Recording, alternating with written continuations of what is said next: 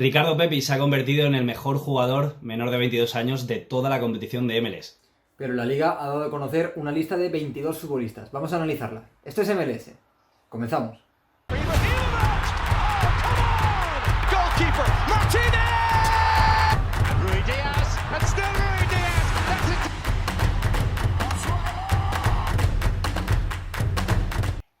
Hola, ¿qué tal? Bienvenidos un día más a Esto es MLS, la casa del soccer en español. Y hoy estamos aquí, como ya os hemos dicho en el precabecera, para hablaros de la lista de los mejores jugadores menores de 22 años. Los mejores 22 jugadores menores de 22 años de toda la competición de MLS. Y Rubén, como hemos dicho, por encima de todos está Ricardo Pepi. Exacto, es el gran protagonista de la temporada y así lo ha certificado MLS con este trofeo a los futbolistas jóvenes, un trofeo que tiene mucho significado en MLS, sobre todo en los últimos años, porque ya venimos hablándolo, ¿no? Es una liga que está generando muchísimo talento joven, ¿no? Que está produciendo muchos jugadores sub-23, también sub-22, como en este caso, que son muy interesantes y por eso creo que es un premio que tiene bastante valor. Veníamos de dos ediciones en las que venían ganándolas también jugadores que no solo eran de los mejores jóvenes de la competición, sino de los mejores jugadores en general de la competición. El caso de Diego Rossi hace 2 temporadas y de Brenden Aaronson la temporada pasada. Comentábamos fuera de cámara, Pablo, y merece la pena ya explicarlo antes de empezar a hablar de los ganadores o de la lista de este año. 2 años consecutivos en los que hay 2 estadounidenses, ¿no?, ganando este trofeo, y este año además un podio completamente estadounidense. Esto creo que habla muy bien no solo de la competición, sino de lo que decimos, ¿no?, del soccer, de la producción de talento en el fútbol estadounidense, que en los últimos años viene siendo muy importante y se está viendo, ¿no?, en los éxitos de la selección, aunque precisamente los últimos partidos no han sido los mejores. No, es eso, es un fiel reflejo, no vamos a tener en cuenta el tropiezo del USMNT contra Panamá, pero bueno, es un reflejo de lo que está haciendo MLS desde los últimos 2-3 años seguramente, y es que esto sí que es verdad que es un galardón que se entrega desde 2017, pero bueno, sí que es a tener en cuenta que el año pasado fuera Brenden Aaronson, por primera vez lo ganó un estadounidense, pero este año repite Pepi, y como tú has dicho, encima completan el podio Daryl Dike y James Sands. Rubén, aclarar que esto, lo que vamos a hacer no es un vídeo repasando uno a uno los 22, porque creo que eso, ya habéis visto la lista y da bastante pereza, ¿no? Es escuchar un vídeo yendo paso a paso. Vamos a comentar un poco lo que nos parece a nosotros la lista, lo que destacamos, y te iba a decir a ti, ¿qué es lo que más te ha sorprendido de la lista? A ver, precisamente que haya ganado Ricardo Pepi no puede ser, ¿no?, lo que más nos sorprenda, porque, bueno, No. yo creo que era el gran favorito, ha tenido una irrupción muy interesante. No sé si hablamos en términos positivos, quizá también lo hablaremos también De todo. de ausencias. Sí. No creo que haya demasiadas sorpresas. Como sorpresa, entre comillas, negativa, quizá la posición de Brian Rodríguez. Yo no sé si su temporada ha estado a la altura de un, si no me equivoco, 4.º puesto, ¿no? Creo que está justo rozando el podio Brian Rodríguez, que no estaba teniendo el mejor rendimiento en el AFC antes de marcharse a España, a la Almería, y tampoco al regresar ha tenido un rendimiento especialmente destacable. Sí que le vimos marcar a un gol muy importante, ¿no? Goles muy estéticos, muy bonitos, pero tampoco su rendimiento ha sido como para rozar el podio, ¿no? Y más con los nombres que tenemos en la lista. Eso ha sido lo que más me ha sorprendido. Me sabe mal dar una nota negativa, pero es que creo que el resto de la lista es bastante justa, la verdad. No, yo creo que la lista, estoy viendo aquí, bueno, la estaréis viendo vosotros también en pantalla, os la vamos a ir poniendo de vez en cuando para que podáis ir siguiendo el hilo de lo que os vayamos diciendo, pero yo quería sobre todo destacar el podio porque estoy muy de acuerdo, estoy incluso muy de acuerdo en los 10 primeros nombres, pero sobre todo el podio es que yo no tocaría absolutamente nada. Ricardo Pepi, es verdad que este último tramo de temporada ha sido el mejor jugador menor de 22 años, o sea, está ahora mismo en un nivel de hype que es descomunal y no baja, es partido tras partido, pero es que Rubén, Daryl Dike, que está en segunda posición, desde que ha llegado de su particular Erasmus en la Championship inglesa, en la segunda división de Inglaterra, es que ha sido una barbaridad, es que son 12 partidos tan solo los que ha jugado y sale a un gol cada 2 partidos, es que ha metido 6 goles en 12 partidos y además ha dado una asistencia.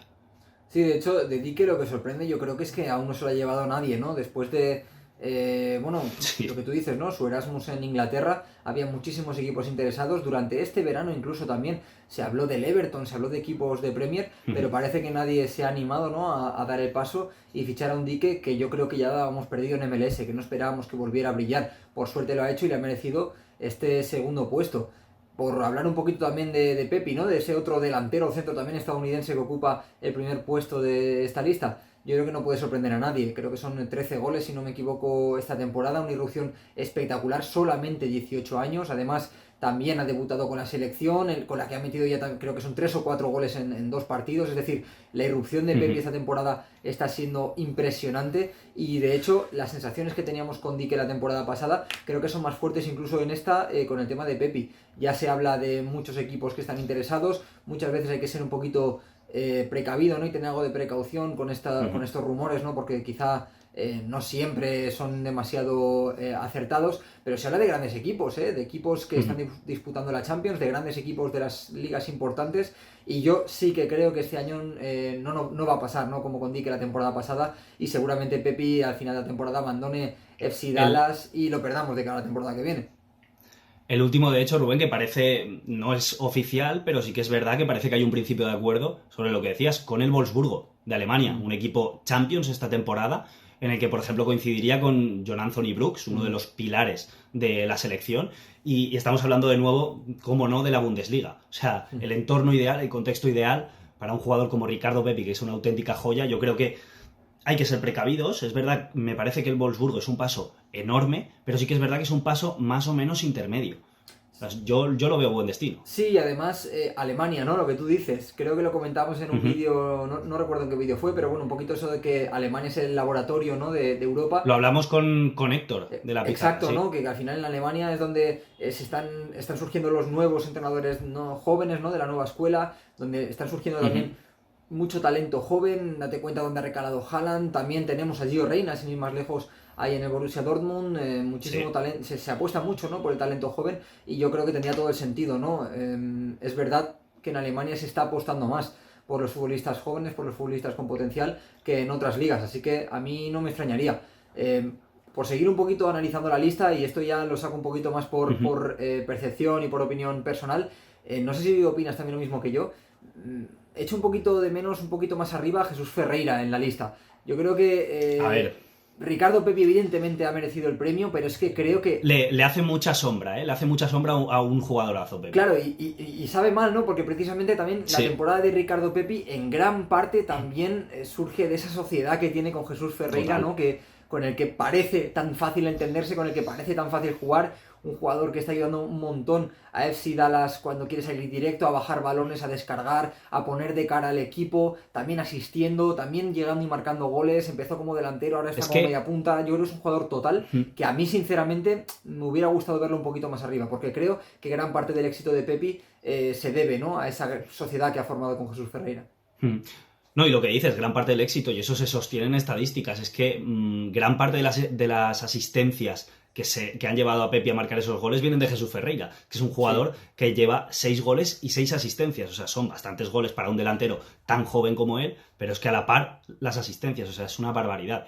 Y, por ejemplo, comentabas antes lo de la Bundesliga, otro chico que veremos el año que viene. No sé si a ti te ha decepcionado un poco su temporada. A mí sí, sobre todo porque hicimos un vídeo al principio de la temporada jugándonosla un poco, mojándonos, y tú y yo estábamos entre dos nombres, que eran Busio, que al final se ha ido, por lo tanto no puede estar aquí, y creo que incluso comentamos Cowell y sobre todo Caden Clark, que es del que hablaba. Se ha quedado en el 8º puesto. Yo creo que es un chico que apuntaba mínimo estar en el podio. Y yo creo, no sé si coincidirás conmigo, que parece que se ha relajado un poco desde que se hizo oficial su fichaje por el Leipzig.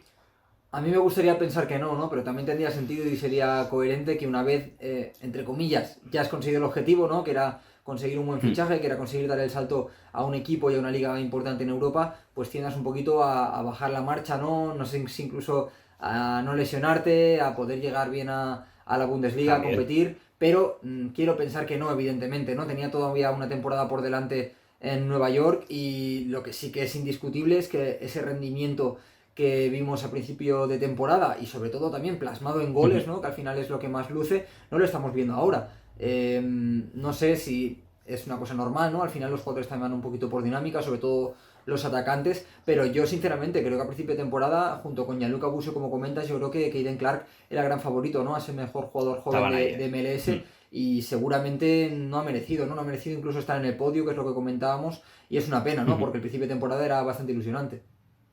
Sí, y yo ahora, mirando la lista, que la tenéis de nuevo en pantalla, Por ejemplo, no sé si tú echas de menos, bueno, echar de menos no, porque sí que está en la lista, pero yo sí que veo muy hacia abajo, por ejemplo, en el puesto 16 tenemos a Justin Che, que desde que ha llegado, desde que ha vuelto a MLS de sucesión en el filial del Bayern de Múnich, es un auténtico pilar de la defensa de FC Dallas. Es verdad que no es una gran temporada de FC Dallas, pero sí que hace auténticos partidazos cada vez que juega y es el jefe de la defensa con tan solo 18 añitos. Yo creo que sí que tiene que ver un poco con lo que comentas de la temporada de FC Dallas, ¿no? No ha sido nada buena y sobre todo en términos defensivos, porque FC Dallas hemos visto muchos partidos muy locos, de muchos goles, que eso pues se ha favorecido que tengamos en la lista a Jesús Ferreira, a Ricardo Pepi, pero perjudica un poco y penaliza un poco a jugadores como Justin Che, que además esta temporada también ha actuado muchas veces como lateral derecho, ¿no? Entonces tampoco lo hemos podido ver como ese mariscal que lidere la zaga, que esté desde el centro ordenando y demás, ¿no? Ha tenido un papel, entre comillas, un poco más secundario en algunos partidos, aunque evidentemente luego en ataque siempre suma muchísimo también, ¿no? Porque es un jugador también bastante versátil, ¿no? Incluso desde la línea defensiva. A mí la verdad es que su temporada me ha gustado mucho, pero bueno, también sabemos cómo funcionan estos premios, ¿no? Muchas veces los porteros, los centrocampistas, sobre todo los defensas, lo tienen un poquito más complicado porque el gol siempre al final es lo que mejor cotiza y eso es lo que precisamente me hace alegrarme de que James Sands tenga un hueco en ese podium, ¿no? Porque precisamente venía siendo centrocampista de corte defensivo, esta temporada ya definitivamente como central muchas veces en una línea de 3 y aún así su rendimiento ha sido lo suficientemente bueno como para que esté en ese top 3, ¿no? Que esté bien arriba en la lista y creo que es una gran noticia porque James Sands lleva mucho tiempo, ¿no? Entre nosotros, no sé si podemos hablar de estancamiento, pero es verdad que parecía que ya había... Es uno de los veteranos de esta lista, veteranos. Exacto, pero por partidos, no por edad. Exacto, pese a lo joven que es, no sé si podíamos pensar que había alcanzado ya un pequeño techo, pero esta temporada la verdad es que ha seguido mejorando y para mí merecido ese podio. El caso de James Sands, perdón, es súper curioso porque debuta con 17 años en New York City, hace ya bastantes años, pero sí que es verdad que, igual que por ejemplo Ricardo Pepi se ha disparado, hay jugadores que se disparan, Clark por ejemplo, o Kate Cowell, me recuerda un poquito también al caso de Cole Bassett, que es una debilidad mía, pero es un jugador que poquito a poco, a ritmo de crucero, sin grandes alardes, nada, poquito a poco ha ido quemando etapas, hasta ser uno de los, te diría capitanes, no porque no lleva el brazalete, pero sí que es uno de los más respetados del vestuario de New York City. Uno de los líderes. Y este año es uno de los líderes, totalmente. Es el líder de la defensa y es uno de los líderes y una de las voces de autoridad en el vestuario de un equipo como New York City, que es una franquicia que parece que de nuevo estará una vez más en playoffs, o sea, es una de las mejores franquicias de MLS. Y este año, encima, premio y debut con la selección de Greg Berhalter, o sea que año muy especial para James Sands. Veremos si lo tenemos de nuevo una temporada más en MLS, ojalá que sí, y si no, pues oye, ojalá pueda dar el salto a Europa, porque la verdad que es un jugador que yo creo que lo veo muy perfil la liga, porque no es un jugador físico, es un jugador mucho más elegante, no lo veo yéndose a la Premier, por ejemplo. Como defensa. Es muy técnico y a mí es un jugador que la verdad me parece una barbaridad y normal que esté en el podio. Y que de entrada no es, bueno, ahora corrígeme si me equivoco, pero diría que no es un central de una talla especialmente destacable, no es tan grande, pero sin embargo en España sí que vemos casos como el de Eric García, como el de Hugo Guillamón, centrales que en el fútbol español pueden lucir porque no requieren, ¿no?, esos centímetros o esa potencia física que se requiere en otras ligas. Y ya, Pablo, si quieres, por terminar de hablar un poquito de la lista, yo tenía un par de notas que hacer antes de que hablemos de las ausencias. La primera es, ahora que estaba revisando, sí que me sorprende, ya que me preguntabas al principio por sorpresas, sí que me sorprende en cierta medida, ¿no?, en cierto sentido, Brenner en esta lista. La verdad es que no esperaba que Brenner estuviera en una lista de 22 de los mejores jóvenes de la temporada, porque tampoco ha tenido un rendimiento especialmente destacable.